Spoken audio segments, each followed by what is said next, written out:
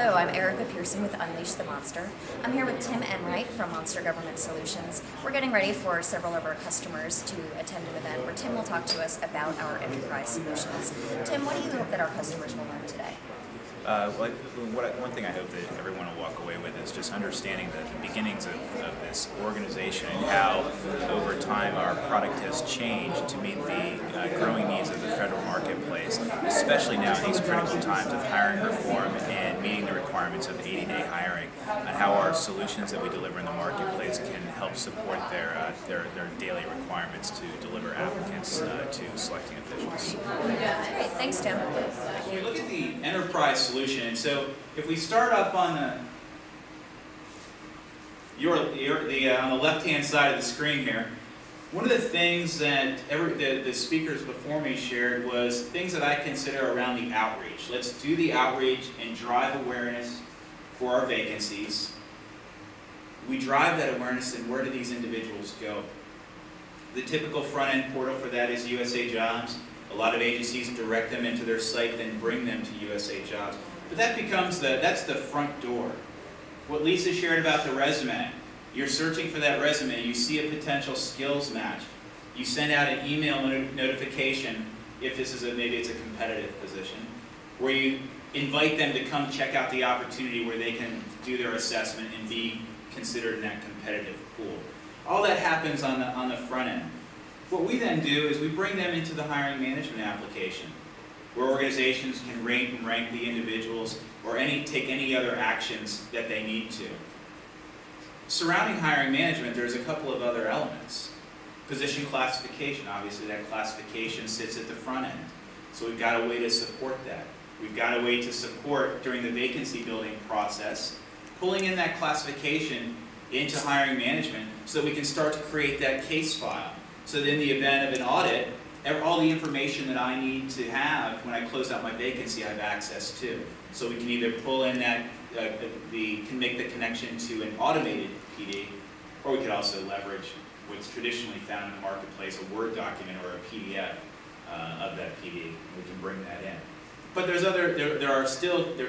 are other elements in play here. It's the interaction with the selecting official. So the hiring management platform provides for the ability to interact with the selecting official and have them involved. With later releases of the application where we're at today, the ability to do job analysis in the system, the ability to manage competencies in the system.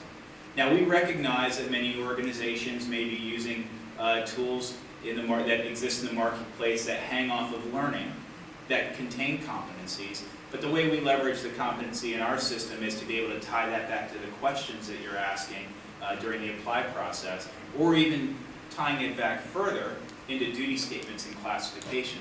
So all of a sudden you really get to, we have the ability to link all of this information. So that if we step out of this and start looking into workforce planning, we see, and then linking it into performance. Well, here are my high performers. Can we track back historically, well, what were the questions that we asked? How did this person score? Based on their IDP from the LMS, what type of learning plan have they followed? So we can really start to get a historical picture of our high performers, and we can try and, when we start looking to the workforce planning, try and track all that through. The foundation for all of this is the hiring management enterprise system that sits on Oracle and leveraging Oracle SOA to allow us to integrate with numerous applications. At least you're in control.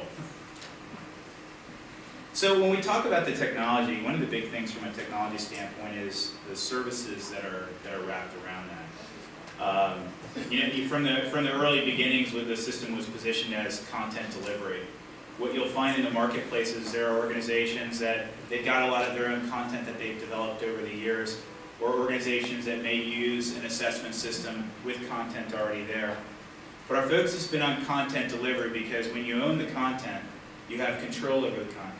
You have control over the content, it helps you get better results because you know what worked in the past, you know what didn't.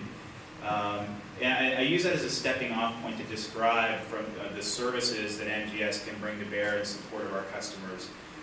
Whether it be leveraging the staff of IO psychologists that we have to develop structured interviews, to develop validated content, We've actually done a lot of work for customers over the past couple of years where question libraries have grown quite expansive. And how that happened was in the early days, organizations would give the permission to create questions to a large number of their users.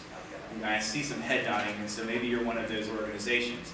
But what we found over time is that there was, a lot of questions were being created over and over again, asking the same question in a different manner. But at the end of the day, the person that wasn't really happy with that was the selecting official, because people that were showing up on certificates based on an automated rating and ranking really didn't have what they needed to have in order to be on that cert. So what we found is we're getting involved with a lot of question development engagements, question review, validation of the information. Also getting involved with the development of for structured interview panels, typically on the 1811 side, with a number of organizations. Another thing that I found interesting, and someone had made a comment earlier about when we were talking about, when Mark was sharing with us some of the benefits of social media and Facebook. And someone made the comment around having a very small HR staff of 1 or 2, I think it was. And this is where our professional services group gets involved as well. Our professional services group is actually run by an individual with a depth of experience in recruiting. So what he's been able to do is bring that to bear for our organization, so we can get involved and help organizations and be that day stretcher. Because you're using lots of tools. You're on the front line supporting the organization on a daily basis with HR servicing. We've got the capability to be able to support in the front end to help with sourcing strategies, to do the sourcing, to do that recruiting. But then we looked at tools that come out of the services side, the ability to support job analysis, doing quantitative analysis. All those, everybody can I see a show of hands who took IO psychology in college at the undergraduate level? Okay, so we have a handful. So all of those things, like the job analysis, quantitative, the BPR stuff, these are things that, oftentimes when people think of IO services or consulting services from MGS, everybody always thinks about question content. But there's so much more value that an IO psychologist can bring to bear inside an organization. Our IOs, we've got one individual, 30 years with the Postal Service, so you can imagine the type of work that he comes from. And then we also have folks out of OPM, out of the Center for Talent Services, who have a depth of experience. And a lot of you may be customers of CTS. So kind of looking ahead of directionally where things are going. I know I touched on things like hiring reform. And we know that we are going to have to adapt and make changes inside of our application stack. Things that, I mentioned, talking about resume search, talking about hurdle apply, no longer making an applicant. In our system, people don't do KSAs, they have questions. But long answer questions, that's that KSA. Organizations are truly trying to move away from those long answer questions. But they still have a place, just a little bit later in the process. So organizationally, we're looking at and we'll be making changes in the system to support what I'll call a hurdle apply. It kind of, depending on what comes out of OPM, and we'll be ready to make changes. But we're already starting to look at, because we're having requests from customers, hey, I really have this need, I want to do it this way. I don't want to ask them 25 questions up front. I'm going to ask them 5 questions, and I hope that the 5 questions with their resume can help me establish to see if they're minimally qualified before I take them to the next step. Because today, many organizations may ask 25 or 50 questions and just put them into the system and let the system develop our well-qualified bar and then manage it from there. Just a different way of doing things, but those are the things that we're looking at inside the application.